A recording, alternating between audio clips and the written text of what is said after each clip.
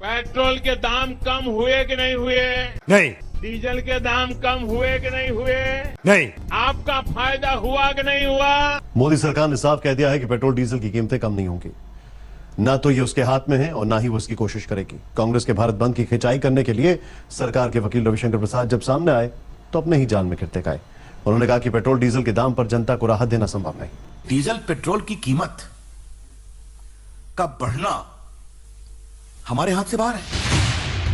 तो हे भारत की महान जनता, लिख लो, नरेंद्र मोदी सरकार ने कह दिया है कि पेट्रोल डीजल के दाम पर हमसे कोई उम्मीद मत रखो। मोदी सरकार ने कह दिया है कि पेट्रोल डीजल के दाम पर हमसे कुछ मत पूछो। मोदी सरकार ने कह दिया है कि पेट्रोल डीजल के दाम पर वो कुछ नहीं बता पाएगी। मोदी सरकार ने कह दिया है कि हम केवल टैक्स वसूलेंगे, जमकर वसूलेंगे और आपको चुकाना होगा। डीजल पेट्रोल की कीमत का बढ़ना हमारे हाथ से बाहर है। ऐसी मारक मासूमियत केवल महबूबाओं में हुआ करती है कि आशिक कत्ल हो जाए और वो उम्मीद करती है कि बेचारा मुस्कुराता रहे। रविशंकर प्रसाद ने पता नहीं ये क्यों नहीं कहा कि पेट्रोल डीजल के दाम पर नाकाम हो गई सरकार। दरअसल भारत की जनता पर एहसान है कि हमने आपको देश सेवा का मौका दिया है जो पुरानी सरकारों ने कभी नहीं दिया। वेनेजुएला में राजनीतिक अस्थिरता है। ईरान के ऊपर अमेरिका के सैंक्शन का दबाव और प्रभाव है। और जो अमेरिका में शेल गैस बनने वाली थी वो अभी तक प्रोडक्शन में नहीं आई। मतलब मोदी सरकार कह रही है कि भारत में तेल के दाम बढ़ने के लिए वेनेजुएला जिम्मेदार है। मोदी सरकार कह रही है कि भारत में तेल के दाम बढ़ने के लिए ईरान जिम्मेदार है। मोदी सरकार कह रही है कि भारत में तेल के दाम बढ़ने के लिए अमेरिका जिम्मेदार है। मोदी सरकार कह रही है कि सुनो भारतवासियों, तुम्हारी गर्दन तक चढ़ाई हमारी नाकामी के लिए कांगो जिम्मेदार है, इक्वाडोर जिम्मेदार है, अरब जिम्मेदार है, अल्जीरिया जिम्मेदार है, अंगोला जिम्मेदार है। बस हमसे कुछ मत पूछो। वेनेजुएला में राजनीतिक भयंकर अस्थिरता है। आपने देखा होगा कि वहां के राष्ट्रपति के ऊपर हमला करने की कोशिश की गई थी ड्रोन के द्वारा एक परेड में। ईरान के बारे में मैंने बताया, वहां सैंक्शन की समस्या है और शेल गैस का उत्पादन अमेरिका के द्वारा अभी नहीं हो पाया है पूरा।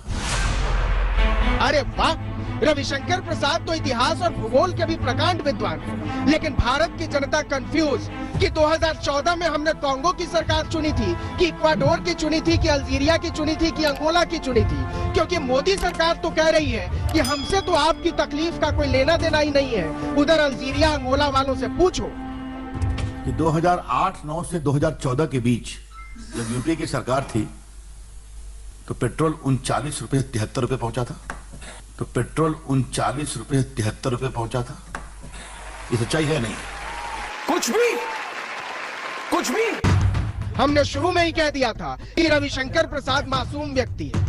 बताइए कोई मानता है ऐसे कि 2014 में हमारी बीजेपी के लोग जो सड़क पर उतरे थे पेट्रोल डीजल के बढ़ते दाम के खिलाफ, वो सारा का सारा फर्जी था। मतलब रविशंकर प्रसाद जो गले में कद्दू लटकाए घूम रहे थे उसका देश काल परिस्थितियों से कोई लेना देना ही नहीं था।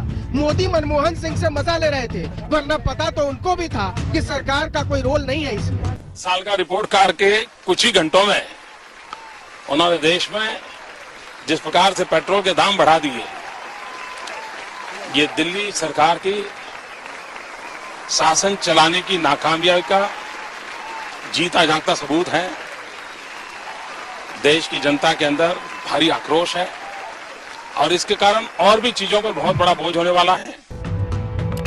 चुनाव से पहले की यह चातुरी मोदी सरकार के लिए मुश्किल बन गई है। अब यही सवाल विपक्ष पूछ रहा है कि जैसे जैसे तेल उठ रहा है और रुपया गिर रहा है, प्रधानमंत्री की गरिमा गिर रही है। और मोदी जी कह रहे हैं हमसे कुछ मत पूछो, हमको राज भोगने दो।